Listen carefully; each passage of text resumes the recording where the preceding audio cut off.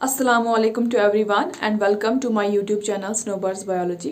तो lecture continue करने से पहले आपको क्या काम करना है, आपको मेरे चैनल को सब्सक्राइब करना है अगर आपको लगता है कि मेरे लेक्चर्स जो हैं उनसे आपको थोड़ी मदद हो रही है। ठीक है, तो आते हैं अपने टॉपिक पे। तो जो हमारा आज का लेक्चर है वो है डीएनए रेप्लिकेशन इन प्रोकार्योट्स। तो बेसिकली लेक्चर सेकंड है। लेक्चर फर्स्ट में मैंने आपको एक इंट्रोडक्शन बताया था और बताया था मैंने कि प्रोकार्योट्स एंड यूकार्योट्स किस तरह से डिफरेंट है, उनका जो डीएनए है वो किस तरह से डिफरेंट है। तो हमने क्या पढ़ा था, देखो मैंने आपको बताया था कि जो डीएनए होता है प्रोकार्योट्स में वो होता है सर्कुलर।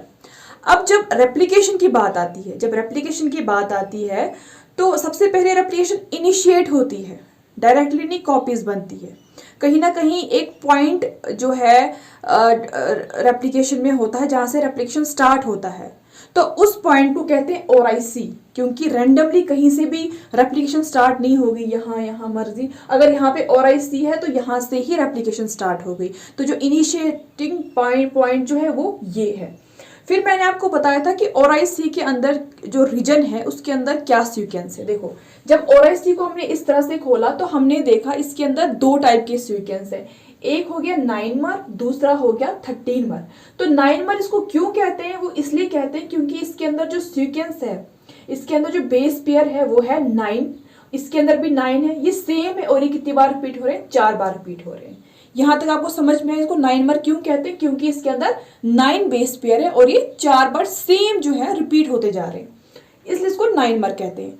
और 13 मर इसलिए कहते हैं क्योंकि इसके अंदर जो है 13 बेस पेयर है, 13 बेस पेयर जो है वो रिपीट हो रहे हैं 3 टाइम्स।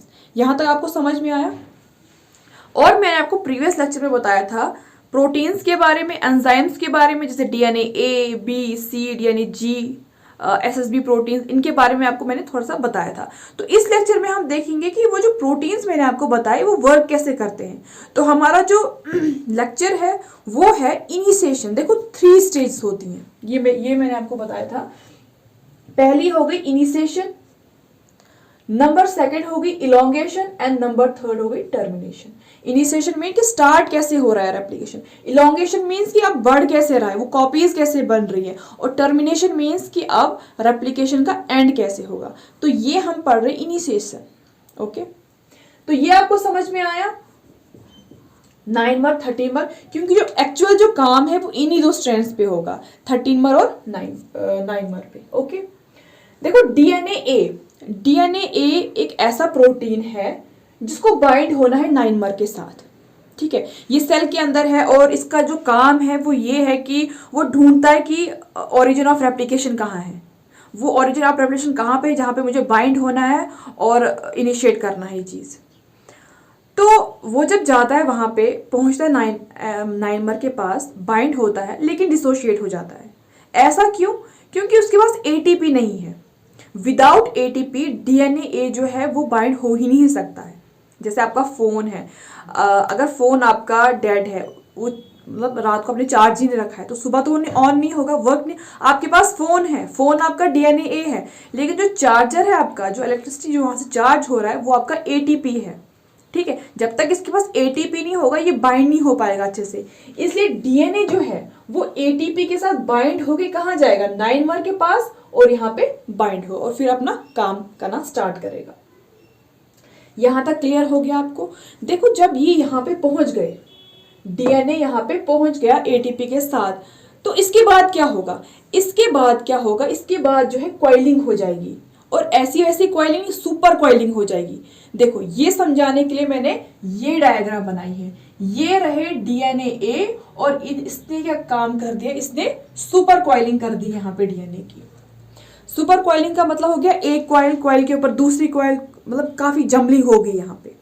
तो इस टेंशन को रिलीज करने के लिए डीएनए क्या काम करेगा। यहाँ पे देखो मैं आपको एक एग्जांपल बताती हूँ। अगर आपके पास एक धागा है या एक रोप है, आपने उसको कॉइल किया, कॉइल के ऊपर दूसरा कॉइल, सुपर कॉइलिंग कर ली। अब आप उसको खोल नहीं पा रहे हो, अब आप क्या करोगे, आप कुछ कट लगाओगे, एक दो कट लगाओगे, ताकि जो उसके अंदर टेंशन है वो रिलीज हो जाएगा, ठीक है, वो टाइट जो हो गया है वो थोड़ा ढीला हो जाएगा, तब जाके आपकी रस्सी खुलेगी या धागा खुलेगा।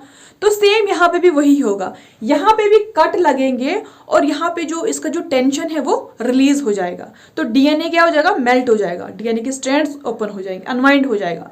तो डीएनए का आपको समझ में आया, यहाँ तक ठीक है। अब बात आती है दूसरे प्रोटीन की, डीएनए बी की। किसकी, डीएनए बी की।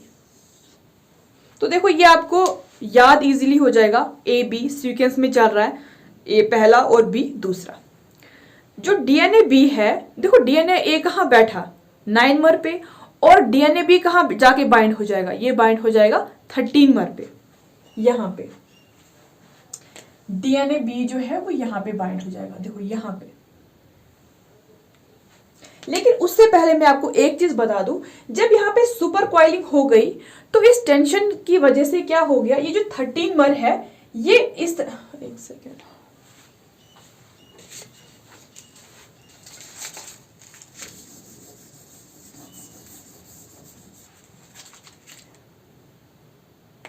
तो इस टेंशन की वजह से क्या हो गई, ये 13 जो है ना ये इस तरह से बैंड हो गया, ठीक है। इस सुपर कॉइलिंग की वजह से क्या हो गया, जो 13 है वो बैंड हो गया इस तरह से, यहां तक क्लियर है। अब डीएनए बी यहां जाके बाइंड हो जाएगा इधर पे।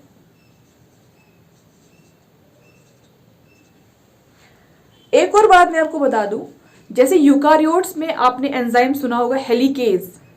हेलिकेज का काम है कि वो जो डीएनए के अंदर दो स्ट्रैंड्स के अंदर जो हाइड्रोजन बॉन्ड होता है उसको ब्रेक डाउन करता है। तो हेलिकेज जैसा सेम फंक्शन जो है वो डीएनए बी करता है। दैट मीन्स प्रोकारियोट्स में इसको कहते हैं डीएनए बी और यूकारियोट्स में इसको कहते हैं हेलिकेज। तो फंक्शन इनका सेम है, यहां तक ठीक है, यहां पे आ गया ये। लेकिन एक और बात मैं आपको बता दूं, डीएनए बी जो है वो अकेला ही नहीं आता है, उसको किसी की हेल्प की जरूरत होती है, ठीक है। उसको कोई असिस्ट करता है, उसको कोई वहां पे छोड़ने जाता है। वो कौन उसको छोड़ने जाता है वहां तक, वो जाता है डीएनए सी।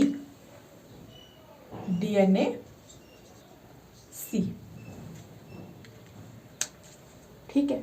देखो ये जो मैंने आपको डायग्राम, ये आपको जो फ्लावर से नजर आ रहा है ये फ्लावर नहीं है, देखो ये जो है ना, ये इस तरह से जो आपको फ्लावर नजर आ रहे हैं ये है डीएनए बी का स्ट्रक्चर।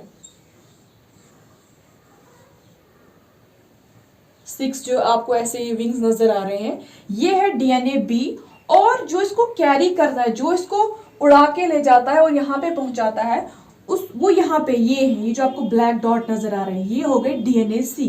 डीएनए सी की मदद से यहाँ पे पहुंचता है, और जब ये डीएनए बी अपना काम करना स्टार्ट करता है तो डीएनए सी इसको कहता है ठीक है अब आप काम कर लो, मैं चला जाता हूँ। तो डीएनए से वहाँ डीएनए सी डीएनए बी को वहां छोड़ के खुद चला जाता है, रिलीज हो जाता है, ठीक है।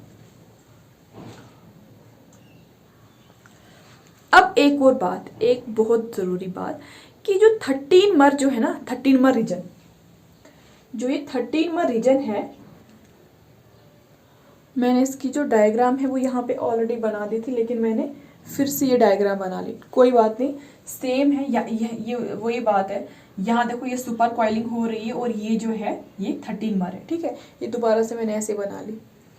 तो ये जो 13 जो रीजन है ना, ये एडेनिन थाइमिन रिच रीजन है, मतलब इसके अंदर जो न्यूक्लियोटाइड्स हैं वो ज़्यादातर एडेनिन और थाइमिन है। तो ये क्या रीज़न है, गुआनिन एंड साइटोसिन क्यों नहीं है, सिर्फ एडेनिन और थाइमिन क्यों नहीं है? तो इसको समझने के लिए हम थोड़ा सा इसके बारे में पढ़ते हैं। देखो एडेनिन और थाइमिन के बीच का जो बॉन्ड होता है उस बॉन्ड में 2 बॉन्ड्स होते हैं, और गुआनिन और साइटोसिन के बीच का जो बॉन्ड होता है उसमें 3 बॉन्ड्स होते हैं। तो अब आप मुझे बताओ कि इन दोनों में से सबसे ज्यादा एनर्जी किसको लगेगी तोड़ने में, इस वाले को या इस वाले को? इस वाले को लगेगी, क्योंकि इसमें 3 बॉन्ड्स हैं। मान लो आप 3 रोप्स हैं और 2 रोप्स हैं, आपको ज्यादा एनर्जी और टाइम किस में लगेगा वो रोप्स काटने में? जो 3 रोप्स हैं उनको दो में आप जल्दी 2 घंटे में, मान लो 2 घंटे में, फॉर एग्जाम्पल 2 घंटे में करो, उसको 3 घंटे लगेंगे और एनर्जी भी लगेगी, ठीक है, टाइम भी लगेगा, एनर्जी भी लगेगी। तो अब ये वाली बेस पेयरिंग यहाँ पे होनी चाहिए, ये वाली होनी चाहिए, क्योंकि इवेंचुअली डीएनए, मैंने क्या कहा, डीएनए बी का क्या काम है, डीएनए बी का काम है कि ये हाइड्रोजन बॉन्ड्स को तोड़ेगा, ठीक है। डीएनए ए के बाद डीएनए बी का जो काम है, उसका काम है कि हाइड्रोजन बॉन्ड्स को तोड़ेगा। तो उस तोड़ने के लिए उसको, वो चाहेगा कि मुझे उतनी एनर्जी ना लगे, तो उसके लिए जो है पहले से ही एक प्लेटफॉर्म तैयार है जहां पे एडेनिन थाइमिन के रीजन जो है सीक्वेंस प्रेजेंट है। तो इसके लिए तो काफ़ी अच्छा हो गया कि पहले से ही एटी रीजन वहाँ पे है, तो एनर्जी भी कम लगेगी जीसी के मुकाबले में, तो इसलिए यहाँ पे एटी रीजन है, ठीक है। यहाँ तक समझ में आया, डीएनए बी और डीएनए सी, एटी रिच, ये 3 चीज समझ में आ गया आपको। अब देखो, जब ये बॉन्ड्स ब्रेक डाउन हो गई, अब जो है आहिस्ता आहिस्ता जो है ये जो स्ट्रैंड्स है ये ओपन होना स्टार्ट हो गई, क्योंकि रेप्लिकेशन का मतलब ही है ना कि जब तक आपके जो दोनों स्ट्रैंड अलग हो जाएंगे, और फिर इसके ऊपर एक और कॉपी आ जाएगी और इसके ऊपर एक और कॉपी आ जाएगी, यही मतलब है रेप्लिकेशन का। तो एक किस्म का रेप्लिकेशन बबल फॉर्म होता है, कि आपने सुना होगा रेप्लिकेशन बबल। तो देखो, जनरल में अगर हम देखेंगे, ये हो गया हमारा डीएनए, ये हो गया हमारा सर्कुलर डीएनए। तो अभी तक जो भी प्रोसेस हो रहा था वो हम इतने से में देख रहे थे। अब हम देखते हैं कि ये अभी तक जो प्रोसेस हो गया, इसको हम यहाँ पे प्रिंट करेंगे कि अच्छा अभी तक जो हुआ उसका जो रिजल्ट है इस पे कैसा हो गया। देखो, ये पहले ऐसा था, सॉरी, अगर ये और आई सी यहाँ, चलो यहाँ पे मैंने और आई सी बना दिया, इसको मैं यहाँ पे बना, क्योंकि कंफ्यूजन ना हो जाए, क्योंकि और आई सी कहाँ पे, यहाँ पे कहीं पे भी हो सकता है। ये देखो, ये जो है ना, ये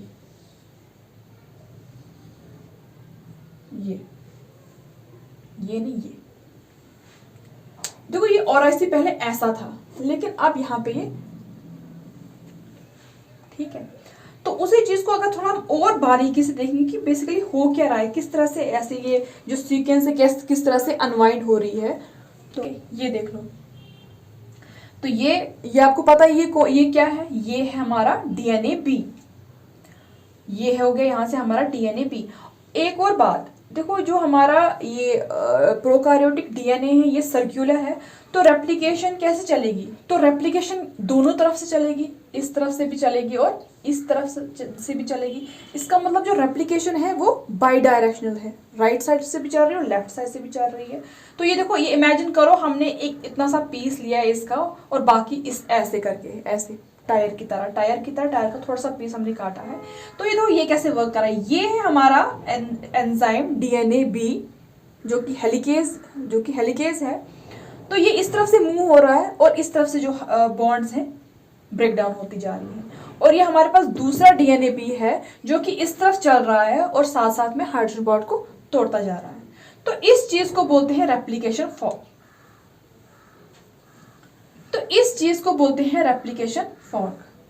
तो ये नाम आपने सुना होगा, रेप्लिकेशन फॉर्क, रेप्लिकेशन बबल। तो इसको रेप्लिकेशन फॉर्क क्यों कहते हैं, देखो बेसिकली आप पहले समझ लो रेप्लिकेशन फॉर्क कौन सा वाला हिस्सा है मैं बोल रही हूँ, वो मैं ये हिस्सा बोल रही हूँ, ये जो इस तरीके से बन रहा है, ऐसे और ऐसे, ये यहाँ से ऐसे बन रहा है और ऐसे बन रहा है। यहाँ पे क्लियर, यहाँ पे मैं दिखाती हूँ, ठीक है। ये देखो, ये ऐसे बन रहा है, ऐसे,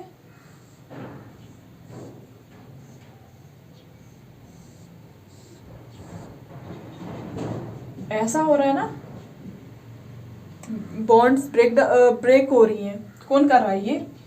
तो हमारा जो रेप्लिकेशन फॉर्क वाला एरिया है वो कौन सा है, वो ये है, ये, this is called replication fork. ये एक, इसका मतलब कितनी बन रही है, 2 रेप्लिकेशन फॉर्क बन रही है। तो फॉर्क का मतलब आपको पता ही है, कांटे जिससे वो मैगी वगैरह खाते हैं, ठीक है, कोई फ्रूट वगैरह खाते हैं हम, तो यूजुअली कितना 3 दांत होते हैं आगे से, वो हमारे पास होता है। तो 2 दांत वाला भी होता है, मैं पिक्चर लगा दूंगी ताकि कंफ्यूजन ना हो। तो इस जैसा जो है ये फॉर्क बनता है, तो इसलिए इसको कहते हैं रेप्लिकेशन फॉर्क। क्लियर हो गया कि रेप्लिकेशन बबल भी बन गया, आपको रेप्लिकेशन फॉर्क भी समझ में आ गया। लेकिन जब ये जो डीएनए बी है, जब ये इस तरफ से चलेगा तो स्ट्रैंड जो है ये ओपन होती जाएंगी, यहाँ तक ठीक है। लेकिन डीएनए जो है ये ना हो कि हेलिकेज आगे चल रहा हो और पीछे से जो डीएनए की दोनों स्ट्रैंड है जो ओपन हो गई हैं वो फिर से जुड़ जाए, ठीक है। ये ना हो कि हेलिकेज आगे के चल रहा है, आगे अनवाइंड करते जा रहा है और पीछे से जो ये है फिर से बंद होती जा रही है, कहीं ऐसा ना हो। तो वो चीज़ रोकने के लिए कि ये जो डीएनए दोबारा से ज्वाइन ना हो जाए, ऐसे प्रोटीन्स यहाँ पे आते हैं जो उनको पकड़ के रखते हैं कि नहीं आपको ज्वाइन नहीं होना है। तो उन प्रोटीन्स को हम कहते हैं एसएसबी प्रोटीन्स। क्या कहते हैं? ये यहाँ पे मैंने ऑलरेडी ड्रा करके रखा हुआ है। मानो ये दो आर्म्स है, तो इन दोनों आर्म्स को, इन दोनों बाजों को एसएसबी ने पकड़ के रखा हुआ है ताकि फिर से ये ऐसे ज्वाइन ना हो जाए, ठीक है। और यहाँ से ये इस डायरेक्शन में, ये इस डायरेक्शन में, तो यहाँ से हेलिकेज आराम से चलता जाएगा। उसको पता है कि पीछे से एसएसबी जो प्रोटीन्स है वो अपना काम कर रहे हैं, वो पकड़ के रख रहे हैं, तो कोई टेंशन की बात नहीं है। तो हेलिकेज बिना टेंशन के आगे चलता जाएगा और अनवाइंड करता जाएगा, और पीछे से एसएसबी जो है वो अपना काम संभाल रहा है। ओके, हो गया एसएसबी का भी यहाँ तक काम। अब क्या बचा हमारे पास? देखो डीएनए ए भी हो गया। डीएनए ए ने 13 मर्क को ज्वाइन किया, यहाँ तक ठीक है।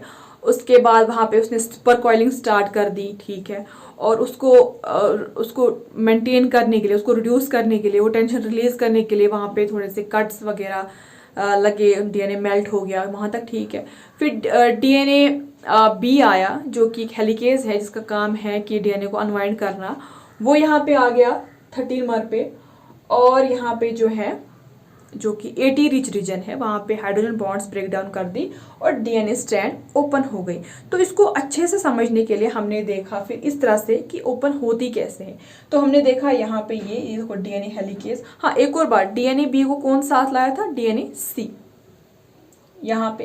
अच्छा, ये ओपन हो रही है। और फिर हमने देखा कि डीएनए दोबारा से ज्वाइन ना हो जाए तो उनको पकड़ के रखने के लिए कुछ प्रोटीन्स आते हैं, उनको क्या कहते हैं? SSB protein, single strand binding proteins इनका मतलब है, ठीक है। दोबारा बोलती हूँ, सिंगल स्ट्रैंड बाइंडिंग प्रोटीन। यहाँ तक ठीक है।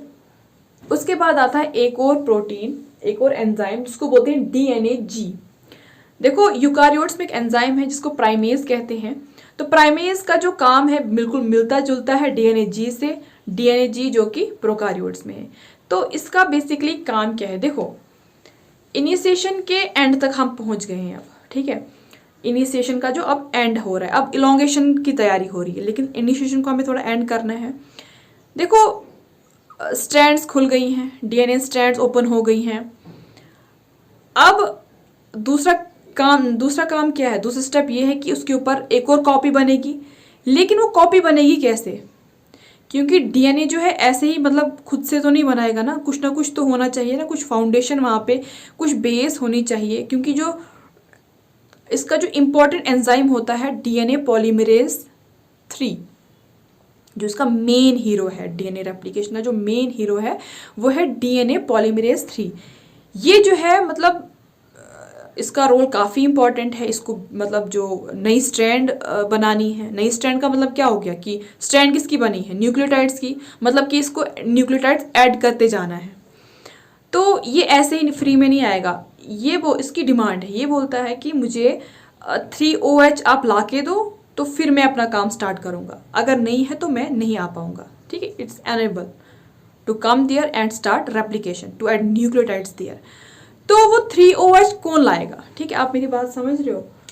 कहाँ पे लिखूँ मैं? पहले मिटा देती हूँ, यहाँ पे मिटा देती हूँ क्योंकि यहाँ पे क्लियर नजर आता है, ठीक है। तो ये मैं बात कर रही हूँ किसकी? डीएनए पॉलीमरेज की। उसको कहाँ पे एक्ट करना? फॉर एग्जाम्पल उसको यहाँ पे एक्ट करना है, यहाँ पे नई स्ट्रैंड बनानी है, ठीक है। उसके लिए डीएनए पॉलीमरेज 3 आएगा, जो कि मेन मिस्त्री जो है। मेन मिस्त्री कौन है? DNA polymerase 3। तो वो कहता है कि मुझे पहले 3OH ला के दो कहीं से, तो फिर मैं स्टार्ट करूंगा।